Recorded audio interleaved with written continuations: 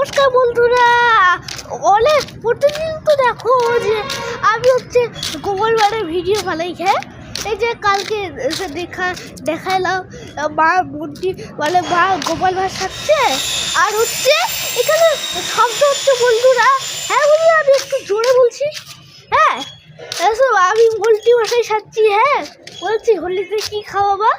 আজকে আমি বলবো গোপাল ভাঁড়েরই গল্প। হ্যাঁ, শিশু। হ্যাঁ, ওটা পার্ট 2 করবো, পার্ট 1। হ্যাঁ, একদিন গোপাল ভাবছে কি যে যারা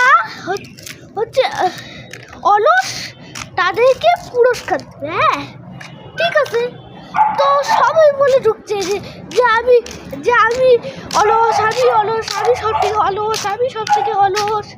হ্যাঁ, তো তারপর গোপাল ভাবছে কি যে 100 জন লোক থাকতেছে, সহ্য করে যাচ্ছিলাম না। গোপালের মাথায় একটু বুদ্ধি আসছে, ওই ঘরে আগুন লাগেছে।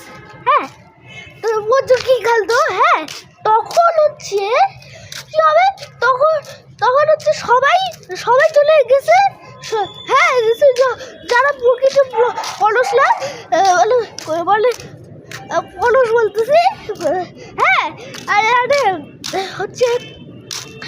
অলসরা তারা চলে গেছে, তাই জন্যই গোপাল আগুন লাগিয়ে দিচ্ছে। হ্যাঁ, আর 2 জন থাকছে। হ্যাঁ, আচ্ছা, ওইখানে তো আগুন পুরা। একজন বলে কি পিপু।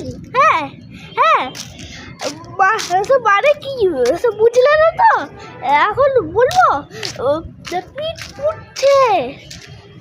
আর তার পাশে একটা বলে কি পিসু, বলে কি ফিরে শো।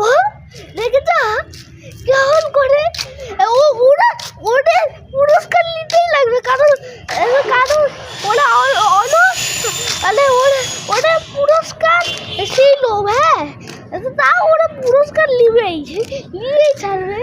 হ্যাঁ, এত অলস যে হাতটা পারতে গেলে আবার কথাও বলতে পারতো। হ্যাঁ, শর্টে বলে দিল নমস্কার। এইটা একটু বড় হয়েছে, বুঝছো বন্ধুরা, আমি ভুলেই গেছি বলতে। এত ছোট গল্প না। নমস্কার।